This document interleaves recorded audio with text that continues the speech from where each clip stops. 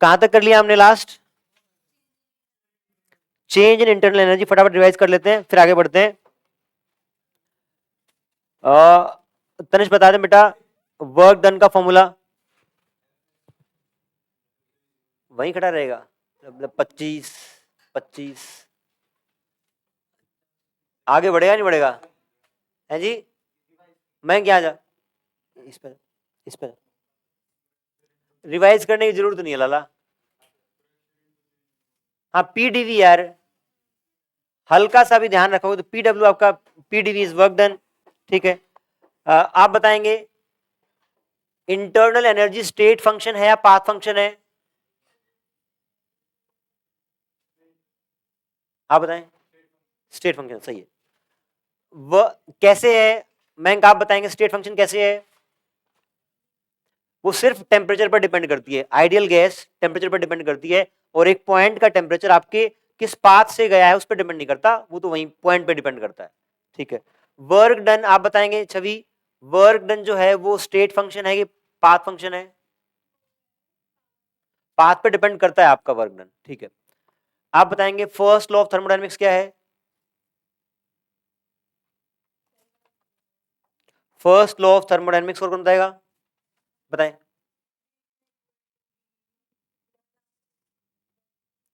Plus work done, जितनी आपने system को हीट दी है कुछ पार्ट इंटरनल एनर्जी में कन्वर्ट होगा और कुछ पार्ट आपका वर्क डन करेगा। ठीक है, आज हम करेंगे डिफरेंट प्रोसेस जो हमने लिखी हैं, आइसोकोरिक, आइसोबारिक, आइसोथर्मल, एडियाबैटिक। शुरू कर रहे हैं आइसोकोरिक से।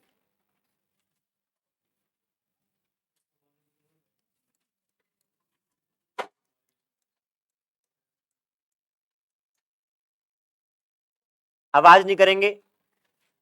आइसोकोरिक प्रोसेस के लिए आप मुझे बताएं सबसे बेसिक कंडीशन क्या है? Very good, volume is constant. इसके बाद आप बताएं ऐसे केस में क्या मैं बोल सकता हूं अगर PV इक्वल टू nRT है, R तो कांस्टेंट होता ही है, let's say number of moles भी कांस्टेंट है और वॉल्यूम आपने कांस्टेंट कर दी है, तो उस प्रोसेस में P/T is will P/T will also be constant. अगर V कांस्टेंट है तो P/T भी आपका कांस्टेंट रहेगा। इस P/T कांस्टेंट का मतलब है अगर आप किसी एक स्टेट से दूसरी स्टेट में गए तो यहां का प्रेशर लेट से P1, ये T1 है और ये P2 T2 है, ये रेशो आपका बराबर रहेगा। बहुत ही शानदार गुड इवनिंग आपकी। समय पे आने का कष्ट किया करें, जो समय का सम्मान नहीं करता समय उसका सम्मान नहीं करता।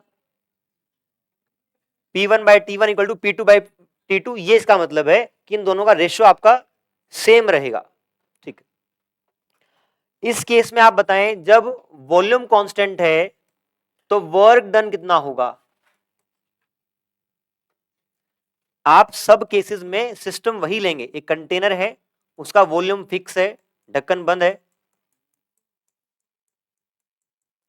वर्क डन कितना होगा? जीरो। कैसे? वॉल्यूम चेंज नहीं हो रही, PdV इज जीरो, तो work done will be zero. अगर वर्क डन जीरो हो गया तो फर्स्ट लॉ का फॉर्म क्या हो जाएगा? हाँ जी, delta Q equal to delta U, क्योंकि वर्क डन आपका जीरो है। This is form of first law of thermodynamics, TDM मैंने लिख दिया इसको, थर्मोडायनामिक्स है ना, आपको नहीं लिखना है, आपको पूरा लिखना है थर्मोडायनामिक्स।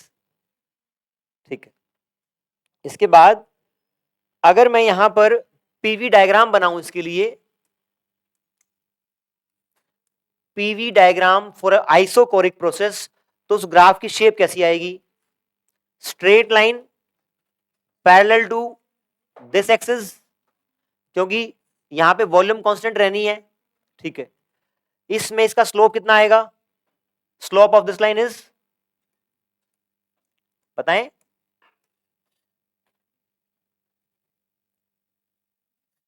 भाई लोगों बताओ यार, स्लोप क्या होगा? स्लोप इसका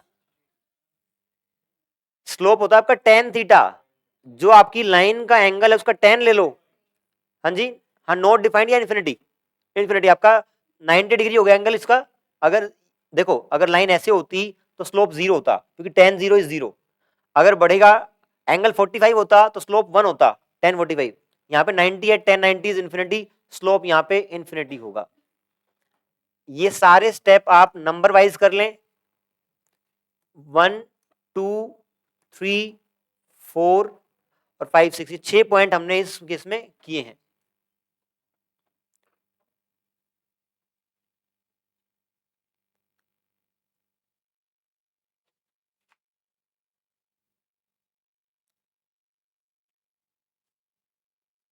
हाँ जी, स्लोप आपका पीवी डायग्राम बनाया है उसका, अगर वॉल्यूम कांस्टेंट है तो ऐसे ही आएगा।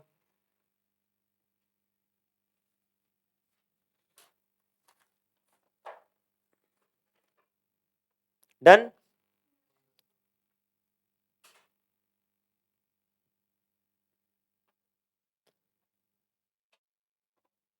Next is isobaric.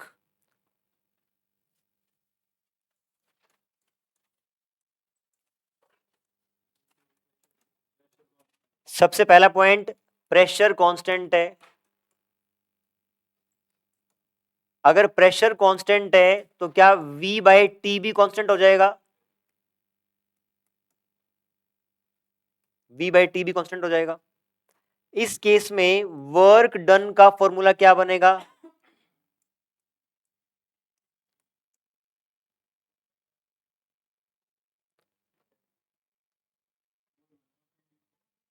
नहीं, डेफिनेटली देखो, जब एक बहुत छोटा सा चेंज हो रहा है तो पी डीवी तो रहेगा ही रहेगा। ये कब है? आपके एक छोटे चेंज के लिए है।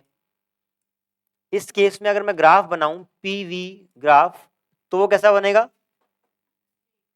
Straight line parallel to volume axis.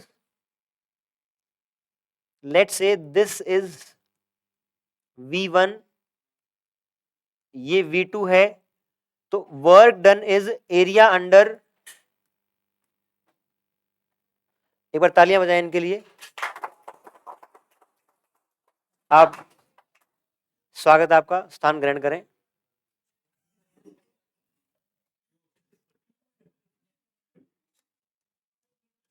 Work done जो आपका होता है वो एरिया अंडर कर्व होता है।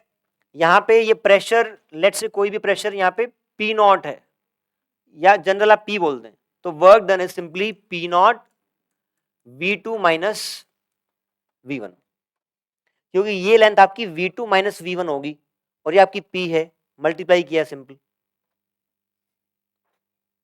ठीक है, तो formula of work done here becomes W equal to P V2 minus V1।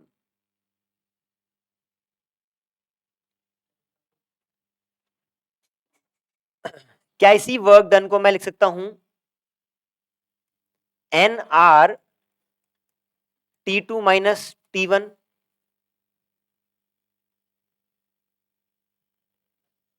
NR T2 minus T1 लिख सकता हूं क्या? क्यों? क्योंकि देखो, यहां पे P इंटू V1 था या P इंटू V2 था। P इंटू V2 करोगे तो NR तो दोनों में कांस्टेंट सेम आएगा। T2, इसके लिए टेम्परेचर T2, इसके लिए T1, तो NR T2 माइनस T1 भी आप लिख सकते हैं। सिंपली आइडियल गैस इक्वेशन को यूज करके आपने ये लिखा है। जहां समझ में ना है बता देना भाई, आसान है टॉपिक। ठीक है, तो ये वर्क डन आपका आ गया है। इसके बाद आप बताएं और क्या निकालते हैं इसमें।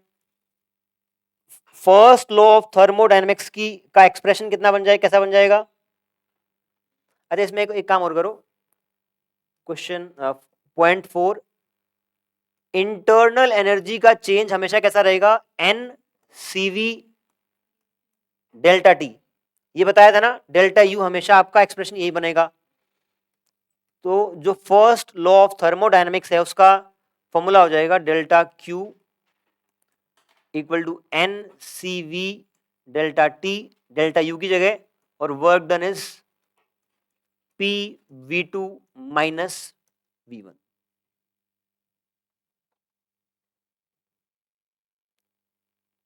कुछ भी नहीं लिखा है, डेल्टा यू का जनरल फॉर्मूला है, ये हर इक्वेशन में एप्लीकेबल रहेगा, तो ये यहां भी वैलिड रहेगा। साथ में वर्क डन आपने एक एक्स्ट्रा टर्म ऐड किया है। बताएं कुछ पूछना। सीवी क्या है?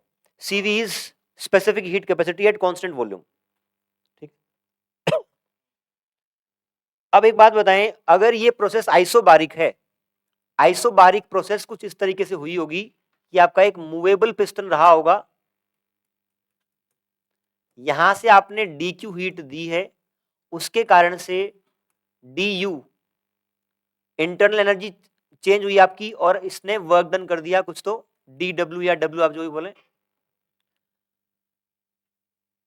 अगर ये कांस्टेंट प्रेशर पे है तो क्या मैं लिख सकता हूं, D Q equal to N CP delta T. अगर ये प्रोसेस कांस्टेंट प्रेशर पे है तो आप देखें सीपी क्या होता है, amount of heat required to raise the temperature at constant pressure, है ना। एक मोल के गैस को टेम्परेचर 1 डिग्री से बढ़ाने के लिए कांस्टेंट प्रेशर पे इतनी हीट चाहिए, और यहां पे आप कांस्टेंट प्रेशर आपने मेंटेन किया है, तो ये 1 मोल के लिए है, एन मोल के लिए एन टाइम्स हो जाएगा, 1 डिग्री सेल्सियस के लिए है तो डेल्टा टी के लिए डेल्टा टी हो जाएगा। तो यहां पर delta Q equal to N C P delta T आप यूज कर सकते हैं। इस इक्वेशन का इस पर्टिकुलर जो प्रोसेस है वहां पे डेल्टा क्यू हमेशा N C P delta T लिख सकते हैं। क्या लास्ट वाले केस में कर सकते थे ऐसा? लास्ट वाले केस में आपका कांस्टेंट प्रेशर का प्रोसेस ही नहीं था, तो डेल्टा क्यू वहां पे N C P delta T नहीं कर सकते, यहां पे कर सकते हैं। तो यहां पे इसके साथ ही पॉइंट नंबर 5 में delta Q equal to N C P delta T, और साथ में आप लिख लें ये सिर्फ एप्लीकेबल है for isobaric process, this expression is only applicable for isobaric process. लेकिन ये वाला चाहे आइसोबारिक हो, आइसोथर्मल हो, कुछ भी हो, हमेशा एप्लीकेबल रहेगा N C V delta T. Delta U का फॉर्मूला जनरल है, यहां पे डेल्टा क्यू का स्पेशल फॉर्मूला है। ठीक है, हाँ जी। पुनः प्रसारण, रिप्ले, सर्कल वाले का सीपी है आपका। हम्म,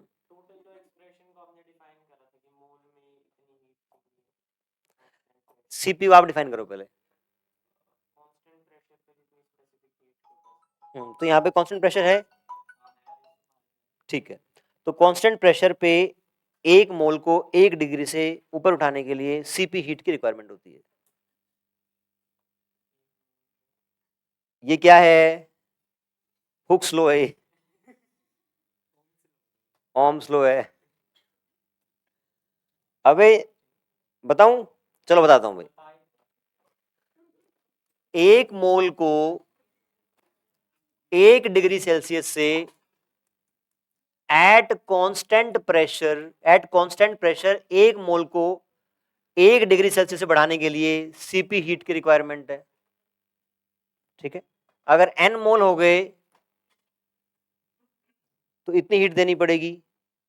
1 डिग्री से बढ़ाया है तब इतनी हीट है, अगर डेल्टा टी डिग्री से बढ़ाओगे तो डेल्टा टी डिग्री हो जाएगी। ठीक है, क्लियर ना क्वेश्चन? बहुत बड़े D Q to NCP delta T. अगला पॉइंट जो था, आपने ग्राफ बना ही लिया है पीवी का ऑलरेडी। स्लोप और बता दें क्या है इसका, स्लोप कितना होगा इसका?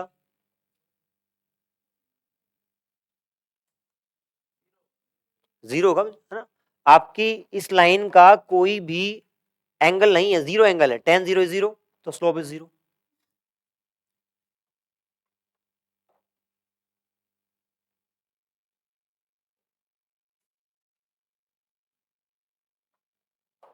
Done.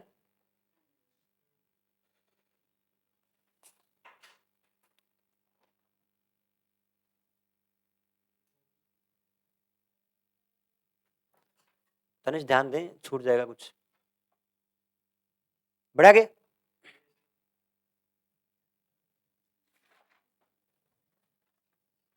third process we are discussing is isothermal process.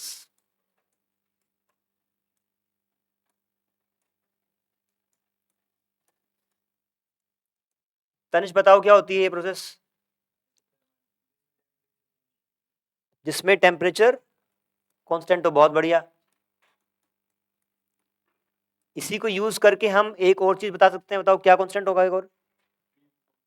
हाँ, पीवी कांस्टेंट। अगर एनआरटी आपका ऑक्साइड कांस्टेंट हो गया तो पीवी कांस्टेंट रहेगा। आइसोथर्मल की विशेषता है कि पीवी इज कांस्टेंट। यहां पर नेक्स्ट आपको निकालना है वर्क डन।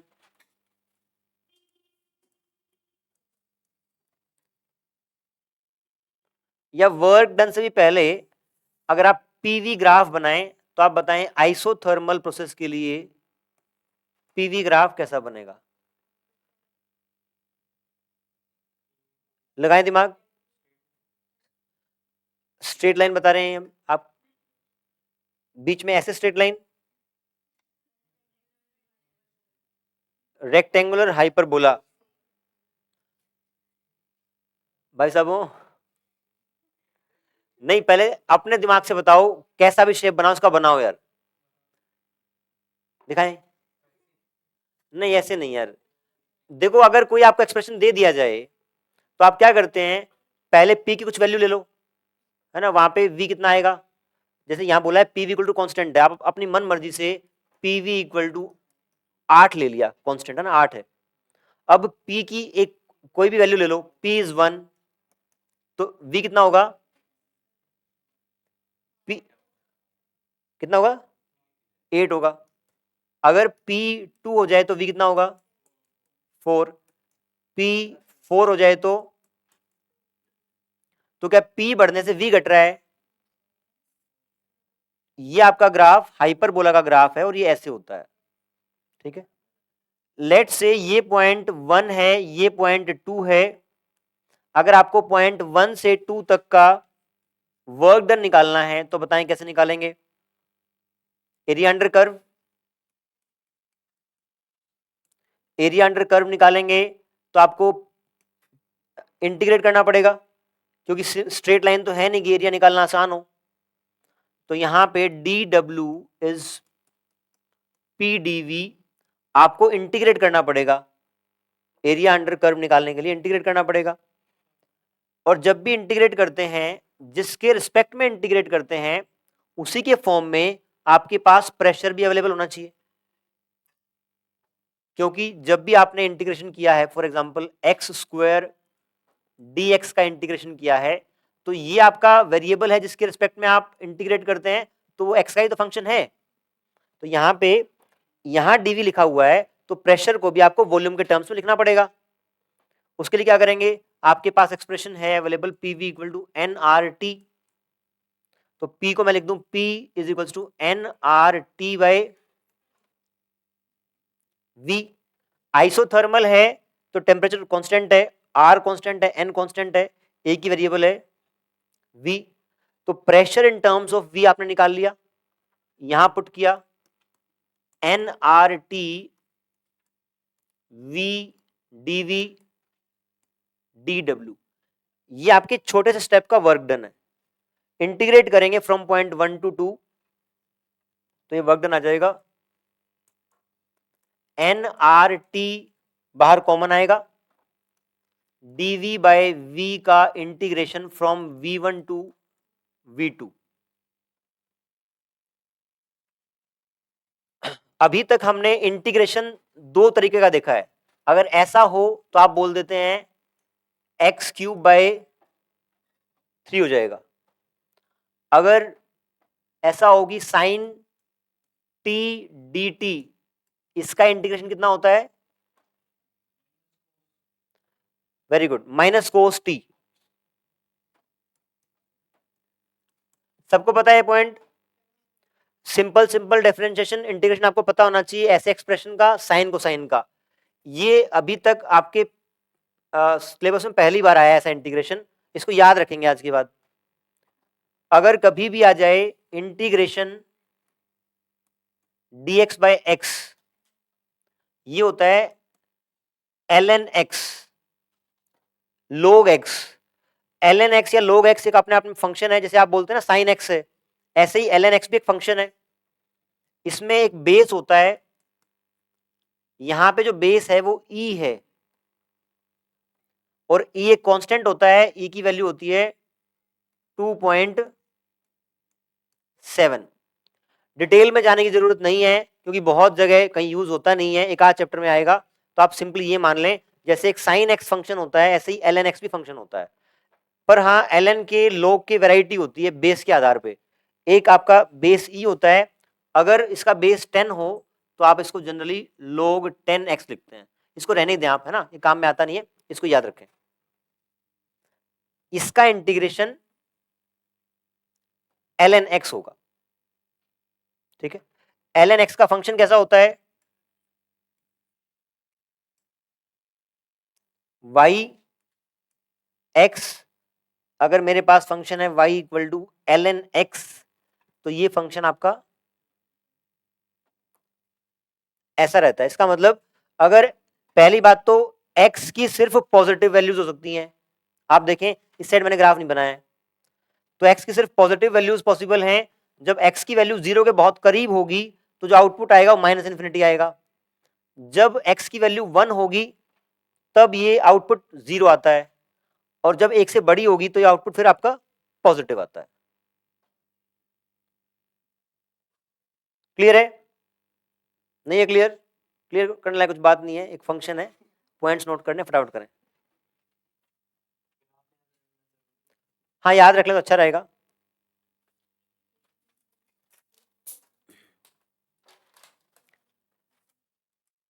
क्या क्या याद रखना है, ये इंटीग्रेशन आपका, ये ग्राफ, और ln x में बेस e होता है और e एक कांस्टेंट है जिसकी वैल्यू 2.7 होती है। ये आप साइड में बॉक्स बना के लिख सकते हैं। किसी का नहीं किया, उसको रहने दें, उसको लिख।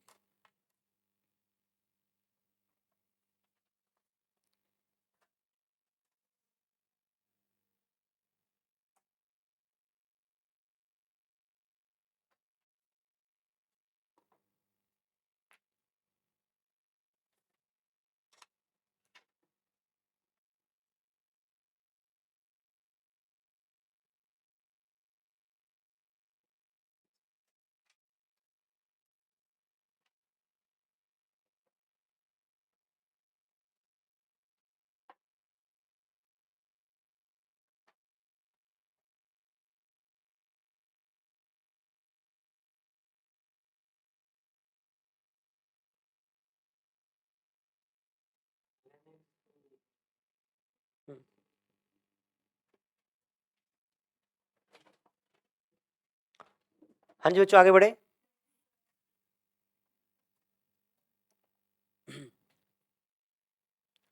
तो आपके पास जो डी डब्ल्यू का फॉर्मूला बना था वो N R T dv by V बना था। वर्क डन निकालने के लिए आपको इंटीग्रेट करना पड़ा, एन आर टी, इसका इंटीग्रेशन आपका dv by V, v1 to v2। आपने कहा कि इस टर्म का जो इंटीग्रेशन है वो N R T ln v हो जाएगा, और फिर आप इसमें लिमिट्स पुट करेंगे v1 और v2। फर्दर आप सॉल्व करेंगे तो N R T ln v2 minus ln v1। इसके बाद आप इस ln की एक प्रॉपर्टी और यूज करेंगे, जब भी ऐसा हो ln a plus ln b, तो it can be written as ln a b, दोनों का मल्टीप्लीकेशन, या फिर ऐसा हो ln a minus ln b, it will be ln a by,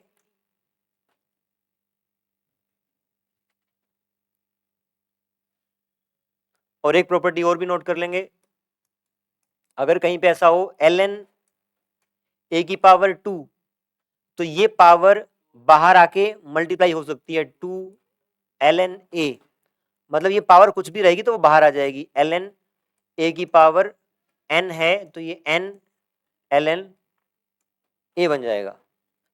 और अगर मैं लिखूं ln1 वो कितना होगा 0। इसके अलावा ln e हो जाए, जिस जो बेस है वो सेम हो तो इसका आंसर 1 आता है। ln e की वैल्यू 1 होती है। इसके अलावा एक पॉइंट आप और याद रख लें, ln2 की वैल्यू होती है 0.693। ln2 कहीं आ जाए तो 0.693 ये वैल्यू आपको याद रखनी बहुत यूजफुल है।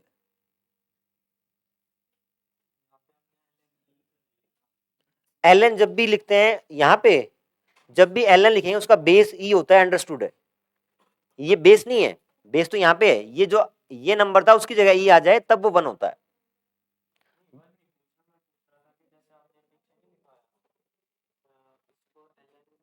अरे एक बार बताने के लिए था कि इसका बेस ई होता है ना, जब भी ln लिख दिया तो उसका बेस ई रहेगा, आपका ये ध्यान रखना है। ठीक है मयंक, आप बताएंगे इसके बाद स्टेप क्या आएगा? अगर माइनस में है तो कैसे लिख सकते हैं? v2 by v1, ln v2 by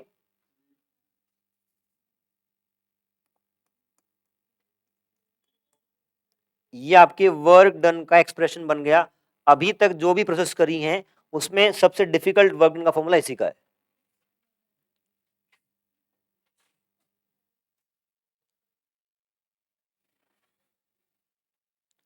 work done आ गया है, डेल्टा यू क्या रहेगा इस केस में?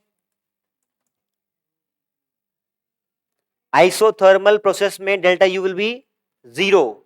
वाई? क्योंकि टेम्परेचर बदल ही नहीं रहा और टेम्परेचर पर डिपेंड करता है, N C V delta T होता है तो 0 हो गया, delta U is 0। First law का फॉर्म क्या हो जाएगा? डेल्टा यू 0 है तो delta Q is equals to W. ये आपके फर्स्ट लॉ ऑफ थर्मोडायनेमिक्स का हो जाएगा। ग्राफ आपने ऑलरेडी देख लिया है, पीवी ग्राफ ऐसा रहता है आइसोथर्मल का। अब बताएं स्लोप, स्लोप कितना होगा? क्या स्लोप कांस्टेंट है? पहले दो केस देखो देखो आप, उसमें दोनों में कांस्टेंट था, एक में इंफिनिटी और एक में 0। यहां पर जैसे जैसे आप नीचे आ रहे हैं तो स्लोप आपका घट रहा है, स्टीपनेस घट रही है। तो लेट से यहां मैं बोल दूं कि पी नॉट और वी नॉट, इस पॉइंट पर स्लोप कितना है वो कैसे निकालेंगे? जब भी किसी एक्सप्रेशन में आपको स्लोप निकालना हो तो उसका डिफरेंशिएशन करते हैं। फॉर एग्जाम्पल ये बताइए, लिख लिया सबने? तो फेज लेगा तेरे अंदर, जल्दी कर फटाफट।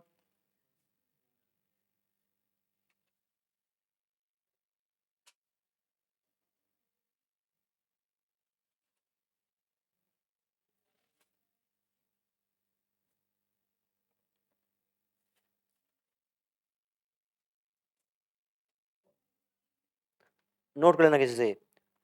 देखिए भाई, y equal to X square plus 2x plus 3 अगर ऐसा है, ये बता दें इसका ग्राफ कैसा बनेगा? पैराबोला। अपवर्ड ओपनिंग के डाउनवर्ड ओपनिंग? अपवर्ड ओपनिंग, क्योंकि पॉजिटिव है ये टर्म, तो ये आपका कुछ ऐसे बनेगा। अगर मुझे किसी पॉइंट पर, इस पॉइंट पर स्लोप निकालना है तो मैं क्या करूंगा? पहले dy बाई डी एक्स निकालूंगा। dy by D x represent slope of that graph. बताएं dy बाई डी एक्स करने पे क्या आएगा? 2x plus 2। अगर मुझे एट x इक्वल टू 2 पर स्लोप निकालना है तो यहां स्लोप निकालने के लिए आप क्या करेंगे? इसके ऊपर टेंजेंट ड्रॉ कर देंगे, इस पॉइंट के ऊपर टेंजेंट। x इक्वल टू 2 पे स्लोप निकालना है, टेंजेंट ड्रॉ करेंगे और इस एक्सप्रेशन में उसकी जगह x की जगह 2 पुट करेंगे तो 6 आ जाएगा। इस तरीके से हम स्लोप जनरली निकालते हैं। यहां पे स्लोप निकालना है, ग्राफ किसका है?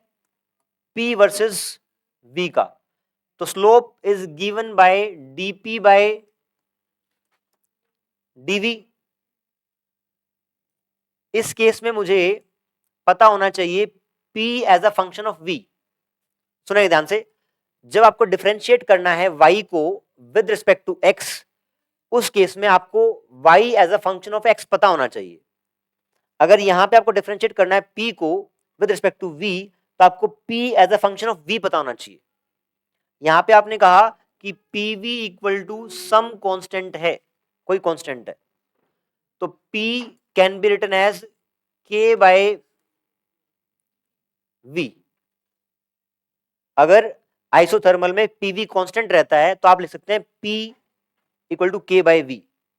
अब इस एक्सप्रेशन को अगर डिफरेंशिएट करेंगे तो dp बाय dv, बताएं ये डिफरेंशिएशन कितना आएगा?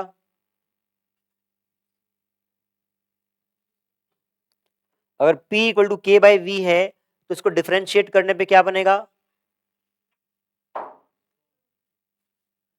स्लोप तो बनेगा, एक्सप्रेशन क्या बनेगा? जैसे यहां पे इसको डिफरेंशिएट करने पे ये बना, डिफरेंशिएट करके क्या बनेगा?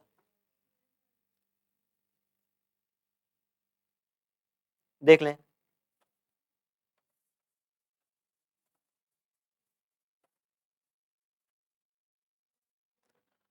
अगर आपने लिखा p equal to k by v, इसको मैं लिख सकता हूं k v की पावर -1। अगर डिफरेंशिएट करता हूं तो ये पावर यहां आती है और एक पावर घट जाती है, तो dp by dv is k v की पावर -2। यहां पे आप देखें k की जगह मैं वापस लिख दूं, k क्या था? k was p into V, तो k की जगह मैं वापस लिख दूं p v v -2, तो ये हो जाएगा p v -1। तो dp by dv will be equal to, और एक माइनस साइन भी आएगा क्या? यहाँ पे माइनस साइन आया था, हाँ ये छोड़ दिया, यहाँ -1 आएगा। It will be minus p by v। Slope at any given point will be given by minus p by v। इसका मतलब है अगर इस पॉइंट पे निकालना है, यहां स्लोप निकालना है, टेंजेंट ड्रॉ करी, इस पॉइंट के जो कोऑर्डिनेट्स हैं, slope of this graph at this point will be given by minus p naught by v naught. किसी भी पॉइंट का निकालना हो उसका p नॉट और v नॉट पुट कर देंगे, ये आपका जनरल एक्सप्रेशन है।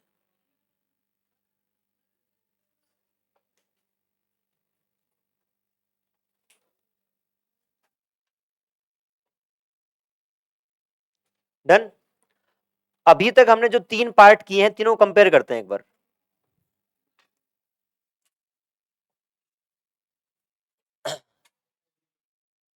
सबसे पहले हमने क्या निकाला?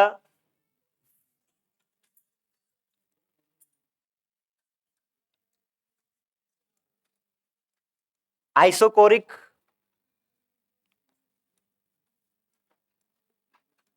आइसोबारिक,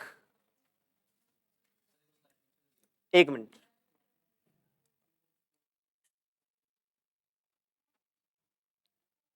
बंद कर लो,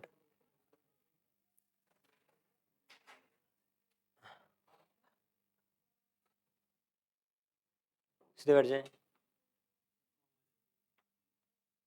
हो गया?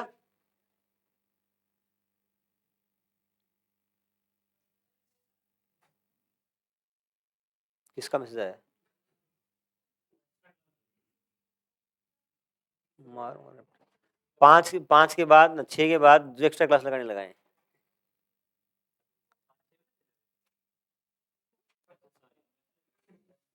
नींद ठीक लिया करो।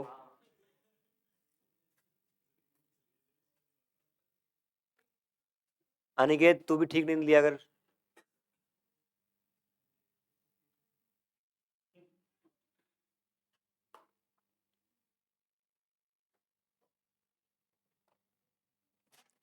हाँ जी, कंपेयर कर रहे हैं तीनों को।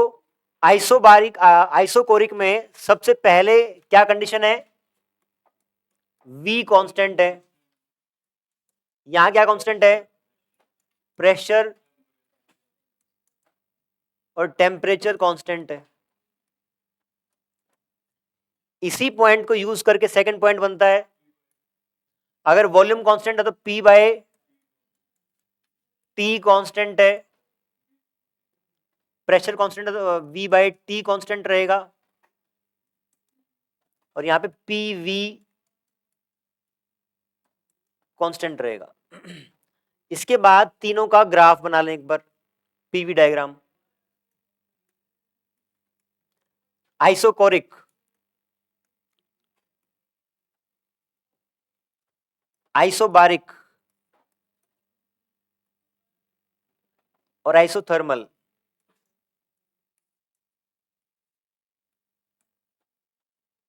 सिंपल है ग्राफ बनाना। इसके बाद फोर्थ पॉइंट, गाड़ी ना, कई गाड़ियां बहुत फ्रीक्वेंटली सर्विस मांगती हैं, है ना। किसको बोल रहा हूं बता रहा हूं ना, सूर्यांश, शायद सर्विस की ड्यू डेट आ गई तेरी, ऐसा टंगी लाल है छुरा। ये 3 ग्राफ बन गए आपके पीवी के। इसके बाद बताएं इस केस में वर्क डन कितना आया था। Work done in this case is 0, क्योंकि वॉल्यूम बदल नहीं रहा है। आइसोबारिक में PV2 माइनस V1 या फिर NRT2 माइनस T1। यहां पे वर्क डन कितना आया, NRT ln V2 bye V1।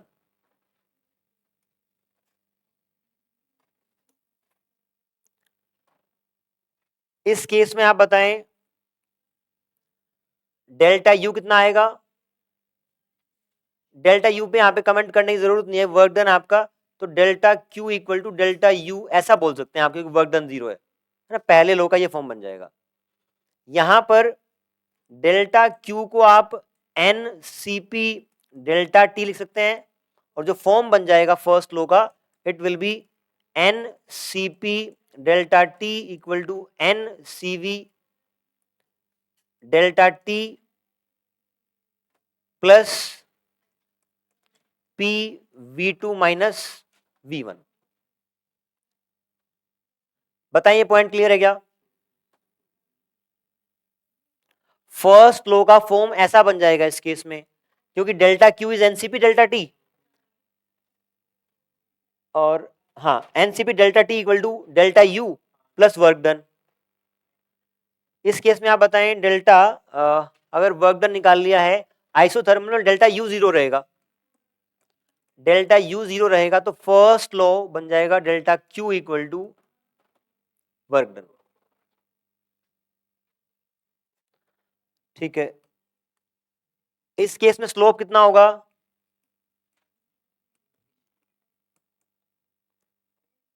Infinity. इस केस में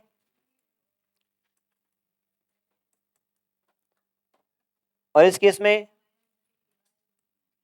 slope dp by dv is equals to minus p by v।